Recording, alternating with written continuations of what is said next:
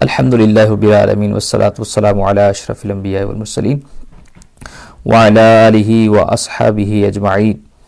صفت علم، اللہ تعالیٰ علیم ہے، جیسے ہمارا یہ عقیدہ ہے اللہ تعالیٰ علم والا ہے، تو اللہ تعالیٰ کا علم کیسا ہے، مولا کا علم کیسا ہے؟ اللہ تعالیٰ ہر چیز کو جانتا ہے، ہر چیز کو جانتا ہے، یعنی کلیات ایک ہوتا ہے جزئی، جیسے اینٹ جو ہے پورے مکان کا جز ہے، اس کے علاوہ ایک جزئی ہوتی ہے اور ایک کلی ہوتی ہے، تو کلیات جزیات سب کو اللہ تعالیٰ جانتا ہے۔ موجودات مطلب جو چیزیں موجود ہیں ان کو بھی مولا تعالیٰ جانتا ہے، اور معدومات جو کبھی بھی معرض وجود میں نہ آئیں گی مولا تعالیٰ ان کو بھی جانتا ہے۔ ممکنات جو پاسبل چیزیں ہوتی ہیں، یعنی محال کی جو ضد ہیں، اللہ تعالیٰ ان کو بھی جانتا ہے، اللہ تعالیٰ ان کا بھی عالم ہے۔ اور اس کے علاوہ محالات جو اس کا اپوزٹ ہے ممکنات کا، جیسے کل میں نے جس کو ایکسپلین کیا تھا، مولا تعالیٰ ان سے بھی واقف ہے، ان کو جانتا ہے، اور سب کو ازل میں جانتا ہے، اور ہر چیز کی اس کو خبر ہے، جو کچھ ہو رہا ہے اور جو کچھ ہوگا یا ہو چکا، آئندہ ہونے والا ہے، پوری تفصیل کے ساتھ ان سب کو ازل میں جانتا تھا، اب جانتا ہے اور اب تک جانے گا۔ یہ ہمارا صفت علم کے حوالے سے عقیدہ ہے۔ تو آپ نے جان لیا کیا ہمارا عقیدہ ہے اس حوالے سے۔ تو اس کے علاوہ اشیاء بدلتی ہیں، ہمارا یہ عقیدہ ہے کہ اشیاء بدل سکتی ہیں، لیکن اللہ تعالی عز و جل کا علم جو ہے وہ نہیں بدلتا، مولا کا علم نہیں بدلتا۔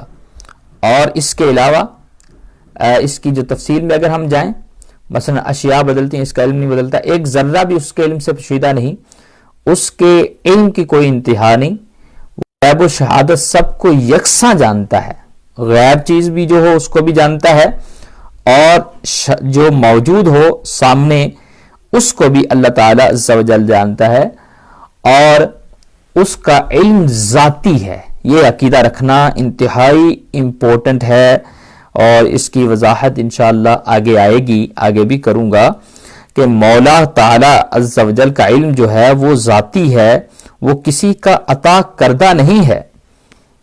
آگے دلیل کیا ہے؟ اللہ تعالیٰ علیم ہے، علم والا ہے۔ اللہ تعالیٰ خود قرآن میں ارشاد فرماتا ہے یعلم ما فی السماوات والارض وَيَعْلَمُ مَا تُسِرُّونَ وَمَا تُعْلِنُونَ، اور وہ جانتا ہے جو کچھ آسمانوں میں ہے اور زمین میں ہے، اور وہ جانتا ہے جو تم چھپاتے ہو اور جس کا تم اظہار کرتے ہو، ظاہر کرتے ہو۔ وَاللَّهُ عَلِيمٌ بِذَاتِ الصُّدُورِ، اور اللہ تعالیٰ عز و جل کیا ہے؟ ذات صدور، دلوں کی باتوں کا جاننے والا ہے، دلوں کی بات کو جاننے والا ہے۔ تو یہ اللہ تعالیٰ عز و جل کے علم پر قرآن کے اندر دلیل ہے، مولا علم رکھتا ہے۔ بغیر علم کے کسی چیز کا بنانا ممکن نہیں ہے۔ انجینئر علم رکھتا ہے تبھی تو وہ بڑے بڑے پل بنا دیتا ہے، ڈاکٹر علم رکھتا ہے تبھی وہ علاج کر دیتا ہے، اور جس دیگر چیزوں علم ضروری ہے، عقلاً بھی، اور جو پوری کائنات کا بنانے والا ہے ان کے لیے بھی علم ضروری ہے۔ تو اللہ تعالیٰ علیم ہے، یہ عقلاً بھی عقیدہ رکھنا ضروری ہے۔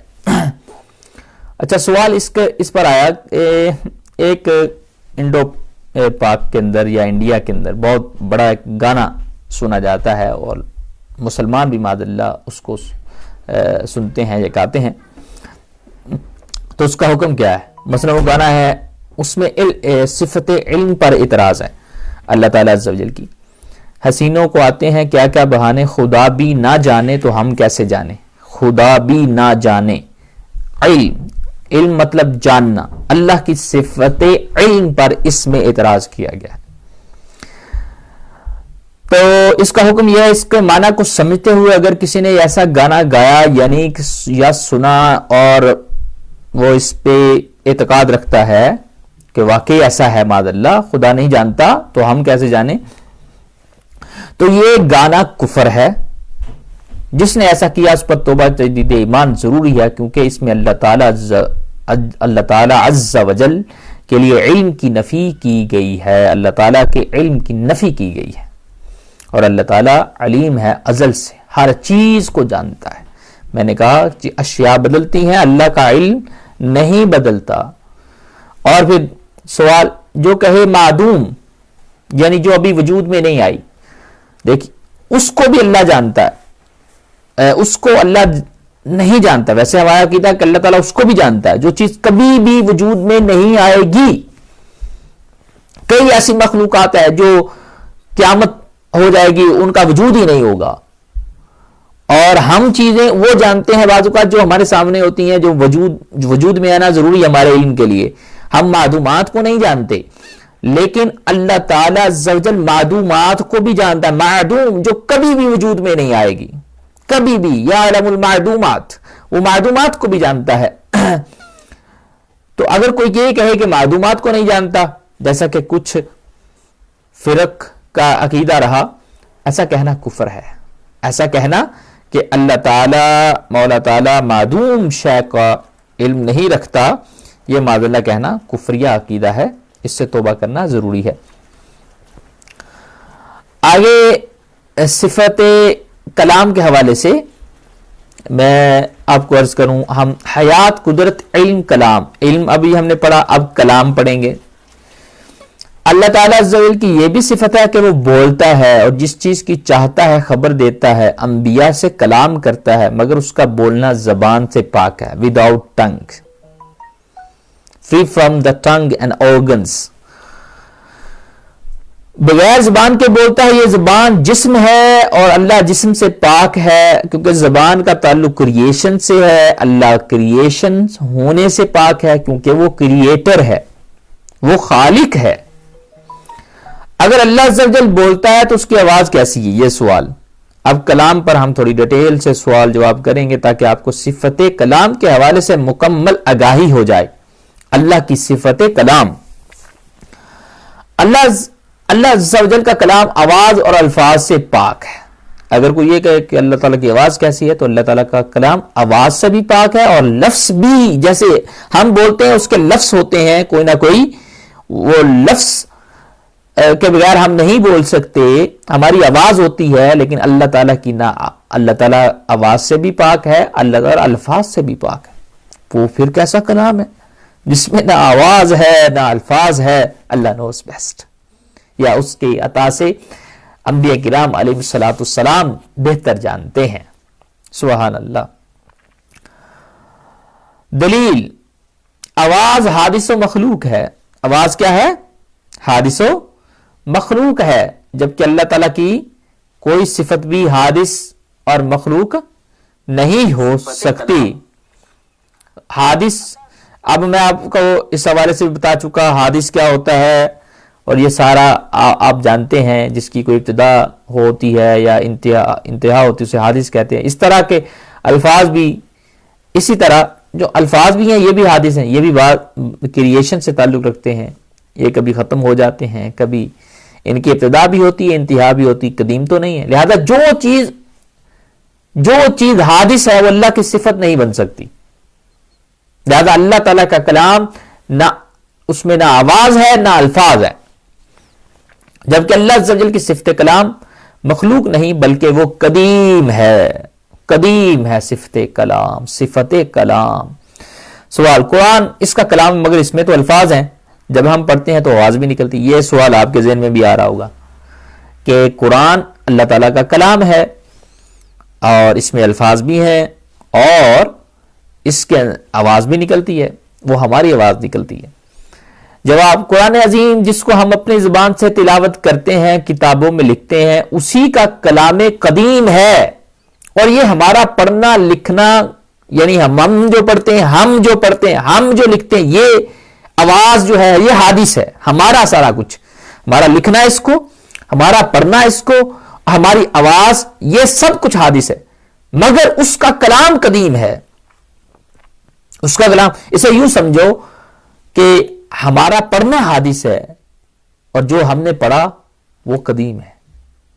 ہمارا پڑھنا حادث ہے, جو ہم نے پڑھا وہ قدیم ہے. ہمارا لکھنا حادث ہے, جو ہم نے لکھا وہ قدیم ہے. ہمارا سننا حادث ہے, جو ہم نے سنا وہ قدیم ہے. یعنی اللہ کا کلام,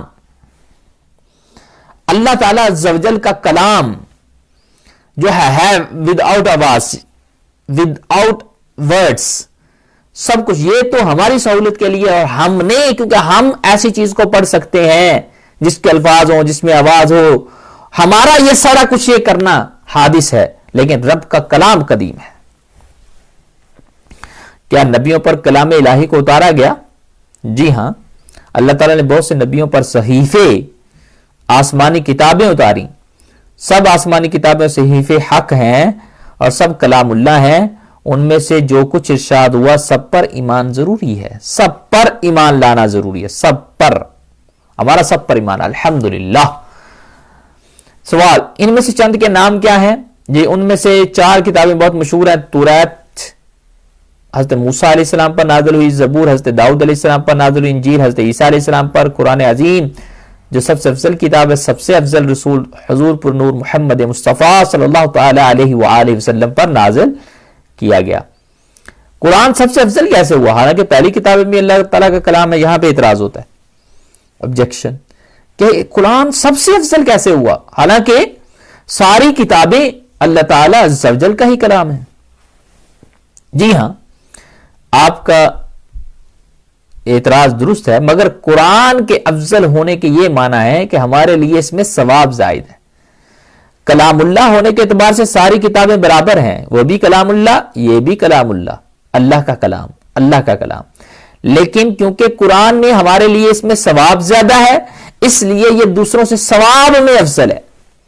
ورنہ اللہ کا کلام ایک ہے اور اس کا کلام, ورنہ اللہ ایک ہے, اس کا کلام بھی ایک ہے, اس میں افضل و مفضول کی گنجائش نہیں. کون افضل کون مفضول, اس کی گنجائش نہیں.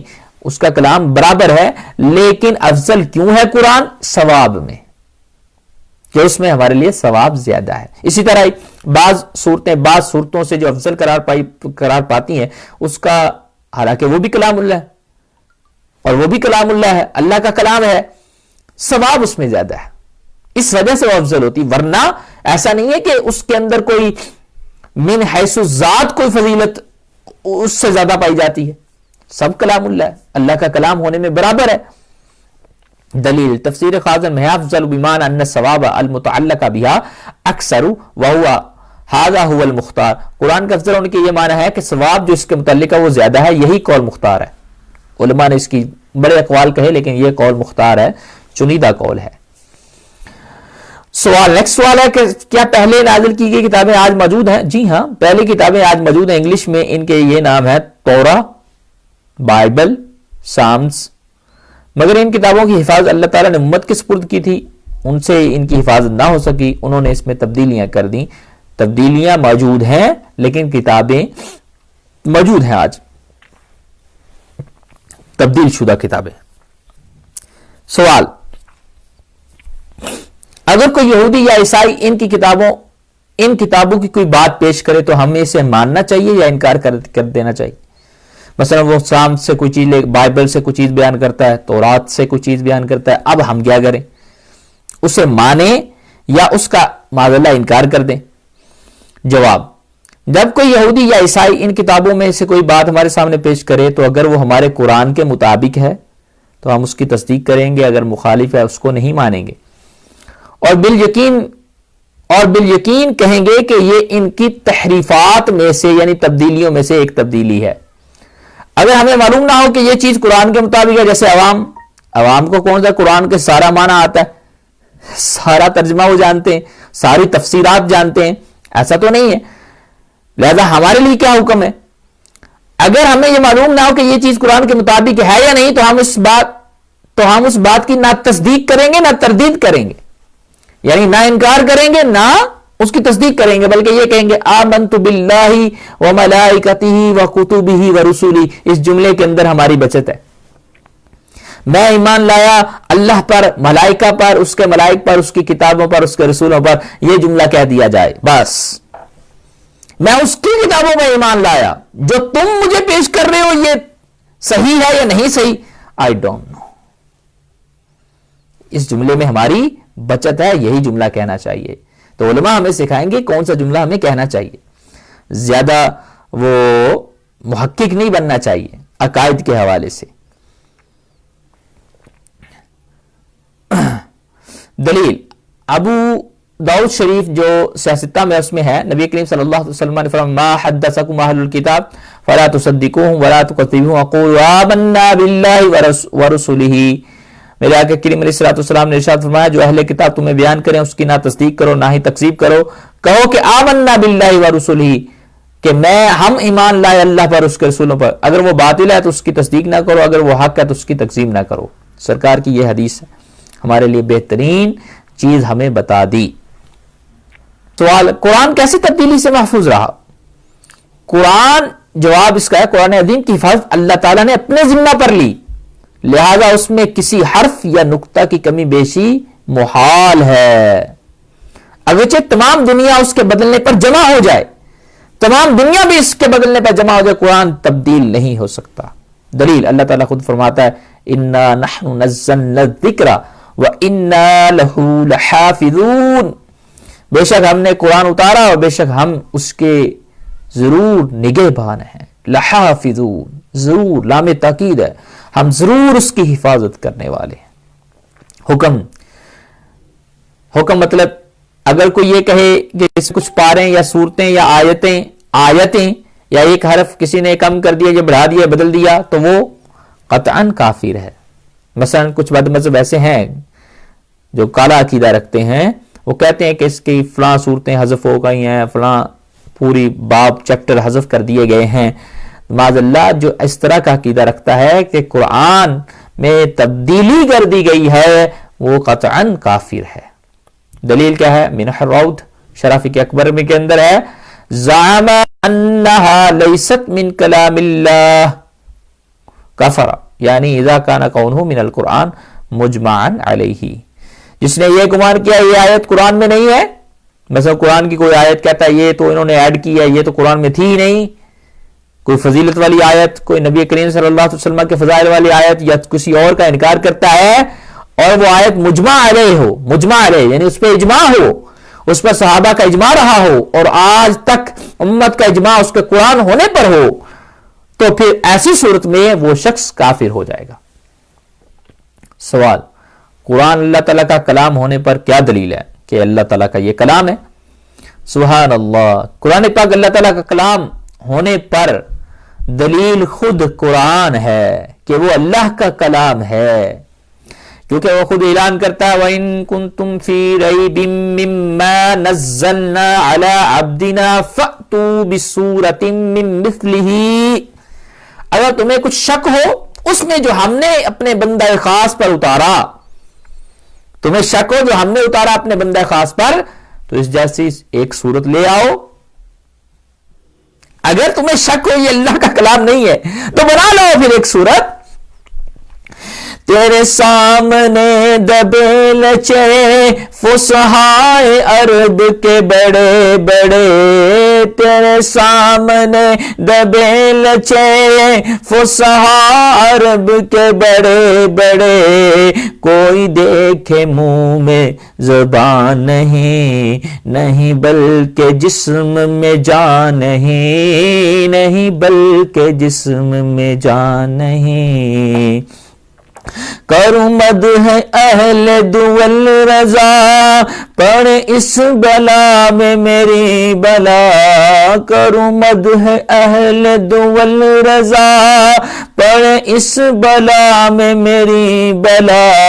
میں گدا ہوں اپنے کریم کا, میں گدا ہوں اپنے کریم کا, میرا دین پارائے نہ نہیں, میرا دین پارائے نہ نہیں. تیرے سامنے دبے لچے, یا رسول اللہ بڑے بڑے فصحائے عرب جن کو اتنی فصاحت پہ ناز تھا, جو ایک ایک مجلس کے اندر فی البدی جو اشعار 60-70 اشعار کہہ جاتے تھے, اتنی فصیح تھے, پورے دنیا کو وہ گونگا کہتے تھے, اپنے کو وہ عرب کہتے تھے. جب قرآن نے ان کو کہا فاتو بسورۃ من مثلہ، ایک سورت لے آؤ، ابو جہل نے لڑائیاں کیوں کی؟ سورت لے آتا.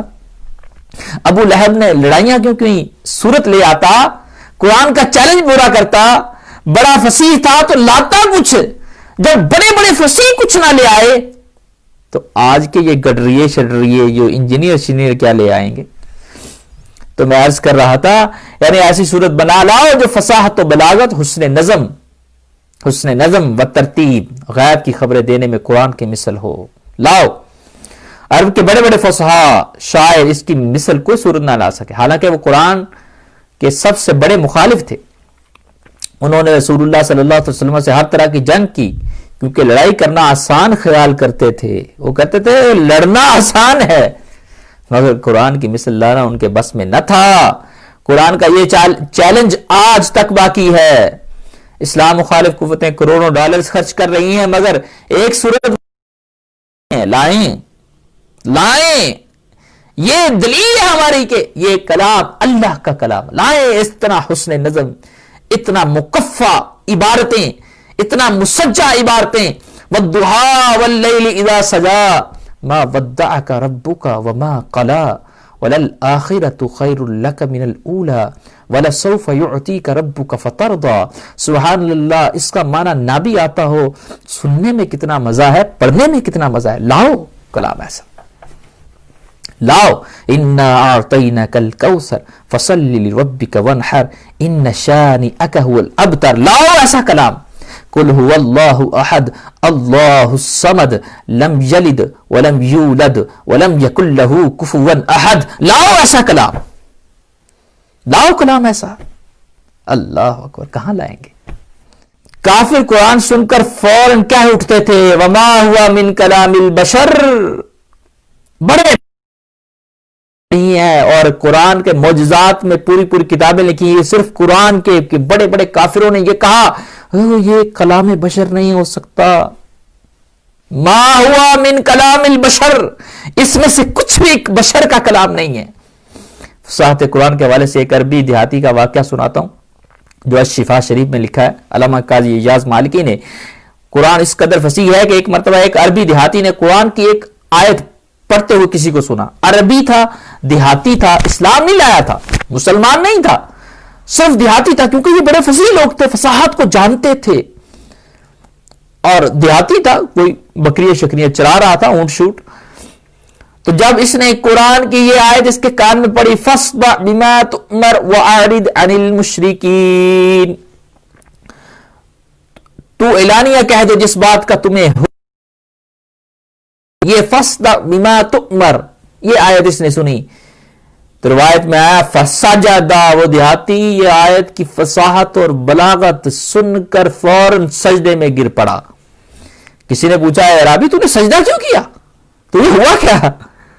تو اس نے جواب دیا سجدت لفصاحتہ، میں نے اس آیت کی فصاحت کی وجہ سے سجدہ کیا ہے. اللہ اکبر. قرآن اتنا فصیح تھا، اتنا ایلوکینٹ کلام، اتنی فصاحت و بلاغت. سبحان اللہ. سوال، کیا قرآن کی طرح پہلی کتابوں کو حفظ نہیں کیا گیا تھا؟ جواب، پہلی کتابیں انبیاء کرام علیہ السلام کو ہی زبانی یاد ہوتی تھیں. قرآن عظیم کا یہ معجزہ ہے کہ مسلمانوں کا بچہ اسے یاد کر لیتا ہے، کیونکہ اللہ تعالیٰ نے اسے یاد کرنے کے لیے آسان کر دیا ہے. اللہ تعالیٰ خود فرماتا ہے وَلَقَدْ يَسَّرْنَا الْقُرْآنَ لِلذِّكْرِ هَلْ مِن مُدَّكِرٍ، بے شک ہم نے قرآن یاد کرنے کے لیے آسان فرما دیا ہے، تو ہے کوئی یاد کرنے والا؟ انشاءاللہ ہم بھی کچھ نہ کچھ یاد کریں گے، اللہ تعالیٰ کے اس حکم پر عمل کریں گے. سید اعلیٰ رحمۃ اللہ تعالیٰ فرماتے ہیں کتاب اللہ کا حافظ ہونا کہ سابقہ میں خاصہ انبیاء تھا، یعنی انبیاء کرام علیہ السلام ہی صرف اسے یاد کرتے تھے. اس امت کے لیے رب عز و جل نے قرآن کریم حفظ کے لیے آسان فرما دیا کہ 10 برس ہی حافظ ہوتے ہیں. فتاوی رضویہ کی جلد نمبر 5 میں اعلیٰ حضرت نے یہ بیان کیا. سوال، کیا قرآن کی اور بھی قرأتیں ہیں؟ وہ کتنی ہیں قرأتیں؟ Different ways of recitations of the Quran. جی ہاں، قرآن عظیم کی 7 قراءتیں سب سے زیادہ مشہور اور متواتر ہیں. 7 قراءتیں متواتر ہیں اور سب حق ہیں. اس میں امت کے لیے آسانی یہ ہے کہ جس کے لیے جو قراءت آسان ہو وہ پڑھ لے. دلیل کیا؟ رسول اکرم صلی اللہ علیہ وسلم نے فرمایا ان ھذا القرآن انزل علی 7 احرف فقرؤوا ما تیسر منہ. بے شک یہ قرآن 7 قراءتوں میں نازل کیا گیا ہے تو جو قراءتوں میں آسان لگتی ہے وہ پڑھو.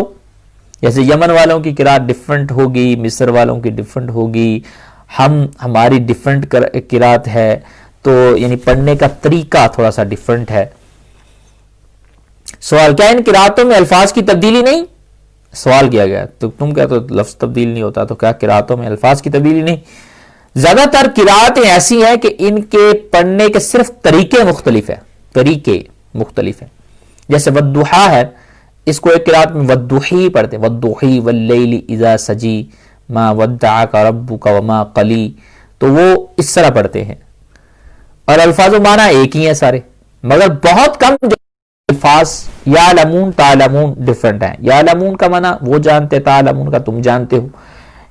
تا اور یا کا معنی اس میں یہ مضارع کا صیغہ ہے تو اس میں بعض جگہ پہ مختلف ہے مگر معنی ایک ہے. ان میں کہیں بھی معنی تبدیل نہیں ہے. فیض القدیر میں ہے قرآن 7 قراءتوں میں نازل کیا گیا علی 7 اوجہ من المعانی المتفقۃ بالفاظ مختلفۃ، یعنی 7 ایسے طریقوں پر نازل کیا گیا جن میں معنی ایک ہی ہیں مگر بعض جگہ پر الفاظ مختلف آئے ہیں. 7 کی 7 قراءتیں درست ہیں. اب قرآن کے نسخ کے حوالے سے ہمارا عقیدہ کیا ہے؟ نسخ، قرآن کی کچھ آیتیں دوسری آیات کو منسوخ کرتی ہیں، یعنی ان کا حکم جو ہے، ان کے حکم یعنی ایک خاص زمانے کے لیے تھا اور اب نہ رہا، تو یہ دوسری آیت کبھی کبھی بیان کرتی ہے کہ ان آیتوں کا حکم اب نہ رہا. جیسے شراب کی حرمت آہستہ آہستہ کی گئی تو وہ پچھلی آیتیں منسوخ ہوئیں اور اگلی آیتیں ان کی ناسخ قرار پائیں. اور اس کے علاوہ اور بھی آیتیں میں آپ کو پیش کرتا ہوں. نسخ سے کہتے ہیں، عقیدہ نسخ، تو یہ اس پر بھی عقیدہ رکھنا ضروری ہے.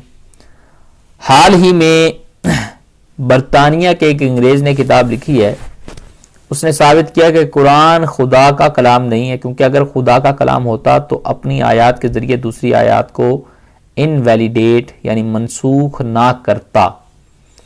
پورے قرآن میں 500 سے زائد آیات ایسی ہیں جس میں قرآن خود باطل قرار دیتا ہے، جن کو قرآن خود باطل قرار دیتا ہے، اور اس نے مسلم کتب کو بطور ریفرنسز پیش کیا ہے. کیا ایسا ہی ہے؟ پلیز اس کا جواب دیجئے، بہت کنفیوژن پیدا ہو رہی ہے. یہ ادھر برطانیہ کے ایک انگریز نے اس طرح کی کتاب لکھی ہے، تو اس کا جواب بھی، سوال بھی میں نے اس کتاب میں شامل کر دیا.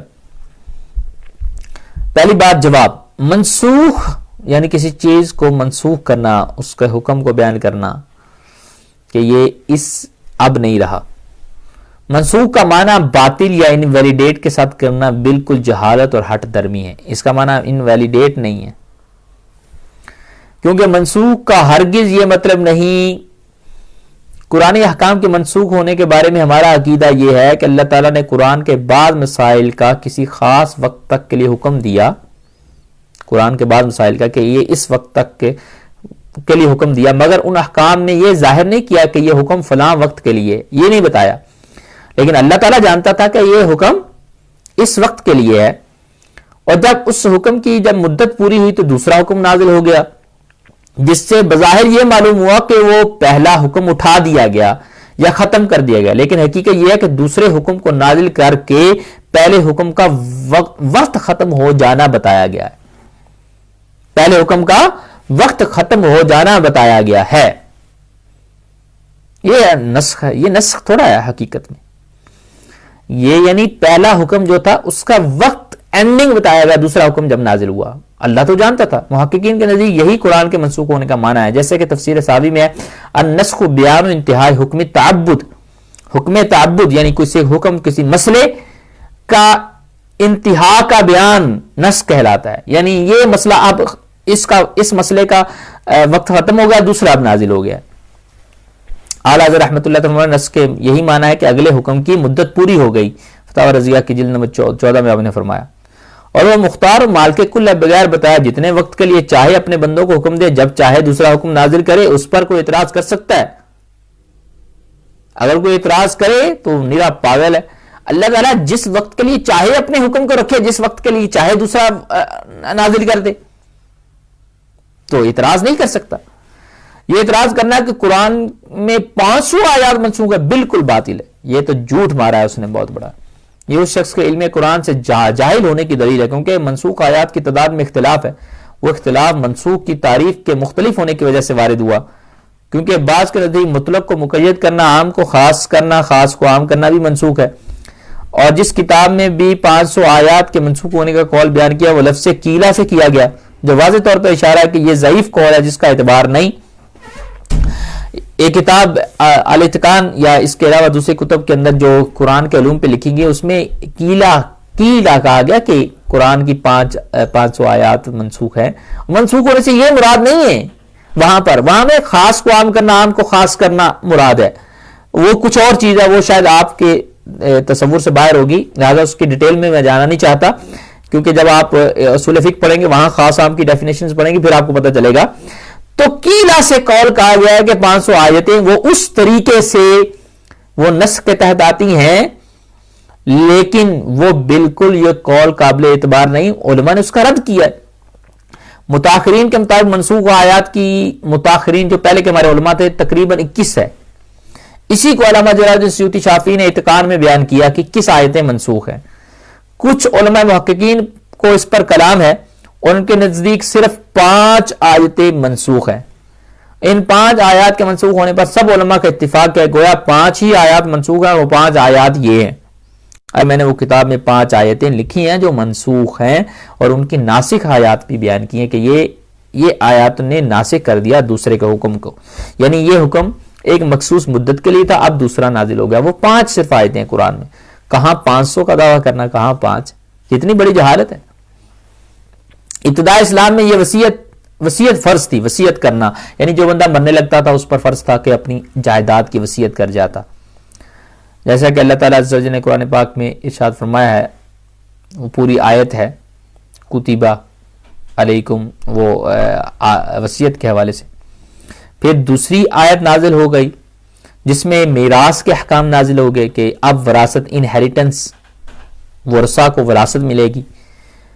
یوصیکم اللہ فی اولادکم للذکر مثل حظ الانثیین. یہ آیت جب نازل ہوئی تو وصیت والی آیت, اس کا حکم ختم ہو گیا. وہ مخصوص مدت کے لیے تھا. اب وصیت کرنا فرض نہیں ہے, ہاں مستحب ہے, فرض نہیں ہے. فرض کیا ہے؟ وراثت کی تقسیم. وہ وراثت کی تقسیم اب وراثت جو قرآن نے جس کا حصہ بیان کیا ویسے ہوگا. اور اس حدیث لا وصیت علی وارث, وارث کے لیے کوئی وصیت جائز نہیں سے بھی وہ جو ہے آیت منسوخ ہوئی. اب وصیت واجب نہ رہی بلکہ غیر وارث کے لیے تہائی سے کم میں وصیت کرنا مستحب ہے. یعنی مستحب ہے وصیت کا حکم, وصیت جسے ول بھی کہتے ہیں. اچھا, بیویوں کے لیے سال بھر کے نفقہ والی آیت بھی منسوخ ہوئی ہے. بیویوں کے لیے سال بھر کے نفقہ والی آیت کہ سال بھر ان کو نکالو نا, یعنی بیان یہ ہوا تم میں جو اپنی عورتوں کے لیے وصیت کر جائیں اور سال بھر تک نان و نفقہ دینے کی بے نکالے, یعنی سال بھر ان کو نان و نفقہ دیا جائے. ابتدائی اسلام میں بیوہ کی عدت 1 سال کی تھی, یعنی 1 سال کی عدت تھی بیوہ جس کا خامند مر جاتا تھا, اور 1 سال کامل وہ شوہر کے یہاں رہ کر نان و نفقہ پانے کی مستحق ہوتی تھی. 1 سال وہ نان و نفقہ حاصل کرتی تھی اور اس کا نان و نفقہ شوہر کے والی وارثان پورا کرتے تھے. پھر 1 سال کی عدت تو اس آیت سے منسوخ ہوگی. وہ منسوخ کرنے والی ناسخ آیت یہ ہے, اللہ تعالیٰ نے قرآن میں ارشاد فرمایا والذین یتوفون منکم ویذرون ازواجا یتربصن بانفسہن 4 اشہر و10. تم میں جو مریں اور بیویاں چھوڑ جائیں, یعنی بیویاں چھوڑ جائیں وہ 4 مہینے 10 دن تک اپنے آپ کو روکے رکھیں. تو اب بیوہ کی عدت کتنی؟ 4 مہینے 10 دن. 4 مہینے 10 دن. پہلے کتنی تھی؟ 1 سال. تو یہ اب وہ ایک مخصوص مدت کے لیے حکم تھا اور اب یہ حکم ہے. اب بیوہ کی عدت بیان ہو گئی. اب تیسری جو آیت ہے 10 گنا آرمی سے مقابلہ والی آیت. اللہ تعالیٰ عز و جل نے فرمایا یا ایھا النبی حرض المؤمنین علی القتال، اے غیب کی خبریں دینے والے مسلمانوں کو قتال کی ترغیب دو. ان یکم منکم 20 صابرون یغلبوا 200، اگر تم میں 20 صبر کرنے والے ہوں گے تو وہ کتنے پر غالب ہوں گے؟ 200 پر. یعنی وہ 200 پر غالب ہوں گے اگر 20 صبر کرنے والے ہوں گے. تو یہاں بخاری شریف کی حدیث میں ہے کہ جب یہ آیت نازل ہوئی تو مسلمانوں پر فرض کر دیا گیا کہ مسلمانوں کا ایک مسلمان کا 10 سے مقابلہ کرنا ضروری ہے، وہ اس سے نہیں بھاگ سکتا. پھر اس آیت کو منسوخ کر دیا گیا، یعنی اس کا حکم خاص مدت کے لیے تھا. اللہ تعالیٰ نے ایک دوسری آیت نازل فرمائی الآن خفف اللہ عنکم وعلم ان فیکم ضعفا، فرمایا اب اللہ تعالیٰ نے تم پہ تخفیف فرما دی اور اسے علم ہے کہ تم کمزور ہو، اور اگر تم میں 100 صبر والے ہوں تو 200 پر غالب آئیں گے. مطلب 100 اب 200 کے مقابلے میں بھاگنے کی اجازت نہیں ہے. پہلے تھا 1 10 کے مقابلے میں نہیں بھاگ سکتا، اب 1 2 کے مقابلے میں بھاگ نہیں سکتا، وہ مقابلہ کرے گا، غالب آئے گا. اس کے بعد لازم کر دیا گیا کہ 100 200 کے مقابلے قائم رہیں، یعنی 10 گنا سے مقابلے کی فرضیت منسوخ ہو گئی. 2 گنے کے مقابلے سے بھاگنا ممنوع رکھا گیا. یعنی اگر ایک مسلمان ہو 2 سامنے ہوں تو مسلمان 1 بھاگ نہیں سکتا. پہلے 10 کے مقابلے میں 1 مسلمان تھا. نمبر 4 چوتھی آیت جو ہے رسول اللہ صلی اللہ علیہ وسلم کے لیے 9 سے زیادہ بیویوں سے شادی کا منع ہونا. یہ آیت منسوخ ہوئی بعد میں. اللہ تعالیٰ نے قرآن پاک میں ارشاد فرمایا لا یحل لک النساء من بعد ولا ان تبدل بهن من ازواج، ان کے بعد اور عورتیں تمہیں حلال نہیں، ان کے عوض اور بیویاں بدلو. صرف انہی 9 پر اکتفا کرو، یعنی کہ اللہ تعالیٰ کی طرف سے حکم آیا. نبی کریم صلی اللہ علیہ وسلم کی نکاح میں 9 بیویاں تھیں جنہیں آپ نے اختیار دیا وہ طلاق لے کر جا سکتی ہیں. یہ تھوڑی شرح میں تفصیل کر رہا ہوں. یا اللہ کے رسول کو اختیار کر سکتی ہیں، تو انہوں نے اللہ تعالیٰ اور اس کے رسول کو اختیار کیا. پھر اللہ تعالیٰ نے حکم نازل فرمایا کہ ان کے بعد اور عورتیں تمہیں حلال نہیں. یہ احترام ان ازواج کا اس لیے ہے کہ جب حضور صلی اللہ علیہ وسلم نے انہیں اختیار دیا تھا تو انہوں نے اللہ اور اس کے رسول کو اختیار کیا اور آسائش دنیا کو ٹھکرا دیا. لہذا رسول اکرم صلی اللہ علیہ وسلم کے یعنی آپ کو یہ حکم ہے کہ انہی پر اکتفا فرمایا جائے، اور آخر تک یہی بیویاں حضور صلی اللہ علیہ وسلم کی خدمت میں رہیں. یعنی کیونکہ وہ پورا واقعہ ہے کہ آقا کریم علیہ السلام بیویوں کو اختیار دیا تھا کہ تم رہ سکتی ہو جا سکتی ہو، تو انہوں نے الحمدللہ رسول اللہ صلی اللہ علیہ وسلم کو اختیار فرمایا. تو پھر آیت نازل کی کہ اب دوسری بیویاں تم پر حلال نہیں. اور بعد میں اس تقدیر پر آیت منسوخ ہوئی. حضرت عائشہ و ام سلمہ رضی اللہ تعالیٰ عنہما سے مروی ہے کہ آخر میں حضور صلی اللہ علیہ وسلم کے لیے حلال کر دیا گیا تھا کہ جتنی عورتوں سے چاہے نکاح فرمائیں. اس تقدیر پر وہ پھر آیت منسوخ ہوئی، اور اس کو منسوخ کرنے والی یہ آیت آگے نیکسٹ آیت لکھیے یا ایھا النبی انا احللنا لک ازواجک اللاتی آتیت اجورہن، اے غیب بتانے والے نبی ہم نے تمہارے لیے حلال فرمائی تمہاری وہ بیویاں جن کو تم مہر دو، یعنی جن کو تم مہر دو اپنے نکاح میں لا سکتے ہو. تو آقا کریم علیہ السلام کے لیے پھر وہ جو قید تھی پہلے والی کہ انہی پر اکتفا فرماؤ بعد میں اٹھا دی گئی. تو یہ آیت ناسخ ہے، وہ پہلے والی منسوخ، یعنی اس کا حکم مخصوص مدت کے لیے تھا. 5ویں آیت یا ایھا الذین آمنوا اذا ناجیتم الرسول فقدموا بین یدی نجواکم صدقۃ، یعنی اے ایمان والو جب تم رسول سے کوئی بات آہستہ کرنا چاہو تو اپنی عرض سے پہلے کچھ صدقہ دے لو. یہ پہلے آقا کریم علیہ السلام سے جس نے بات کرنی ہوتی تھی اس سے پہلے صدقہ دے. اس کی شرح میں تھوڑی کر دیتا ہوں. سید عالم صلی اللہ علیہ وسلم کی بارگاہ میں جب جب بھی یعنی صحابہ کرام عرض و معروض کا سلسلہ دراز کیا اور نوبت یہاں تک پہنچ گئی کہ فقراء کو اپنی عرض پیش کرنے کا موقع کم ملنے لگا، تو عرض پیش کرنے والوں کو عرض پیش کرنے سے پہلے صدقہ دینے کا حکم دیا گیا. یعنی امیر صحابہ زیادہ باتیں جو امیر تھے وہ کرتے تو بہت زیادہ عرض و معروض کا سلسلہ ہوا، تو فقراء بیچارے پیچھے بیٹھے رہتے. اس پر تو پھر امیروں کو یہ کہا گیا کہ تم نے جب رسول اللہ صلی اللہ علیہ وسلم سے بات کرنی ہے تو تم پہلے صدقہ دے کے آؤ تاکہ غریبوں کو بھی موقع مل سکے.